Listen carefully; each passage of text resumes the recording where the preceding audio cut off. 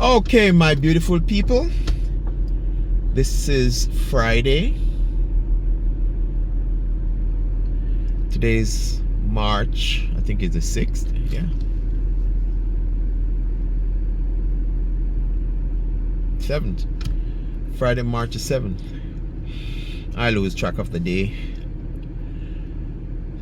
Alright, as I said, I just went into one of the Goodwill stores, because Goodwill is one of those places where people donate stuff that they don't need anymore, and they donate it at no cost, and the Goodwill store sells it and employs people, and also they help with relief.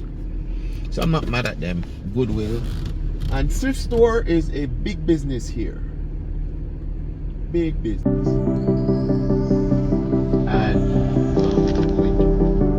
where people give them household items and electronics, clothes, furnitures. I think in some cases if you look really good, they are putting some furniture in the back of this truck, and it's quite helpful, to tell it the truth. It's quite helpful because there are a whole lot of people who just moved, relocated, and relocation costs a lot of money. Getting a new hall, packing up your stuff, the cost for gas, turning on electricity, the internet, paying your first month, your last month from security deposit. So moving costs a lot, to be honest. So sometimes when some people move, they cannot travel with all their furniture. So they want to get some stuff, so they go to the Goodwill store. And some people literally shop at the Goodwill store for clothes. Alright, we just came on to 137, and we're going further south. Enjoy the ride. I'm going to tell you what's going on at now we're coming up to 160th Street, and 160th Street gets cut off by this farmland, and it's a really a nursery. One day I'm going to drive through this neighborhood. Really nice. Quite a few Jamaicans live in this neighborhood to my right, and we are unable to see where these cars are coming from. I'm going to get a better camera than this one. As we travel down 137, as I said, many of you who used to live in the South Florida area and the Kendall area, you are pretty much familiar with the area, but there are a lot of different. This is a train track that it's not being used right now, but it's been used for quite a while. And to my left is a prison. And to be honest, I don't even know the name of that prison, but one thing I do know is that Eureka, and then you made walk this drug lord by the name of Eureka. That's where they used to have him. Not sure if he's still there or he died. He's died. So to my right, you may notice that there are some homes, multiple dwelling homes. Some are apartments and some are what you would call townhouses. A whole lot of development have taken place. To my left is the Army Reserve. And one thing here in America, you can be in the Army full-time, or you can be in the Army part-time.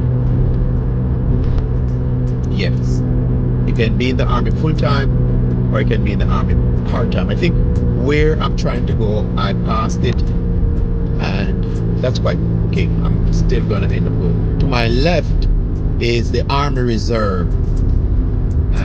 Have a name, but I can't see the name of it right now. So as I said, when you go in the Army, you can go full-time, do your 4 years, and then you can go on the reserve. With the reserve, you have to go in for training every month. All right, it's called the Louis E. Martinez U.S. Army Reserve Center. So, to keep the army intact and to keep everybody trained and, up to date with what's going on, you go in once per month. Over there, it's one of those preserves for trees, like a sanctuary for, people go over there. It's called Larry and Penny Park. People go over there and eat because they have hammocks that you can go and eat. You have track. A lot of people walk over there also and exercise. It's a really, really nice, relaxing environment. If you and your wife or you and your son and daughter want, you can go and sit there, but it cannot be more than 6 people. If there are more than 6 people there, for some reason they come and they'll approach you and ask you to leave because it's like you utilize it. I don't know. I don't see the reason behind it anyway. Now, this place is famous for fires also. And now that it's coming up to the dry season, they are on the lookout for fires. In front of me, to my right, it's a new development. And these homes are expensive, like $800,000. I'm not surprised if they cost over $1 million. And they are new constructions, and we're coming up to Eureka Drive. So Drive, terraces, and streets runs from east to west, or west to east, whichever you choose. Okay, just remember that, east to west or west to east. And I'm at the stoplight right now on 134 Avenue. I came off 137 and now I am on 134 Avenue. And now we'll be making a left turn on Eureka. For those of you that lived in South Florida for quite a while, you lived in Kendall, or you lived in Homestead, Leisure City, or you were in Cutler Bay or Perrine, this is a well-known street for Eureka Drive or 184th Street. Sometimes some streets and avenue here have 3-4 names. Yep, they do. And down there you see the police officer. He is there because of school. So I'm now on 184 heading west because I'm going out to US 1. And to my left is Larry and Penny Park. And to my right, this is the area where there is a new development. I don't think I know the name of this area. I'll get that for you and let you know. But Larry and Penny Park is a place where you have trees, natural habitats like raccoons, iguanas, and you know what? Over there too, a whole lot of cats. A whole lot of cats. And these cats survive on catching rodents that live in the preserve. You have squirrels, raccoons, possums, a whole lot of that over there. A whole lot. As I said, not to mention the iguanas. So it's the Larry and Penny Thompson Memorial Park. And the section that we're coming up to on the left, campers go there. Yeah, campers go there, and people who come down from Canada, they call them winter birds or snowbirds. They, during the winter season, they come down and they would stay here because of course, here in South Florida, it's winter all year round. It's summer all year round. Nice weather. It does get cool, like for example this morning it was in the 50s and it's warming up now. I have on sweats and I'm just dying to go home, take them off.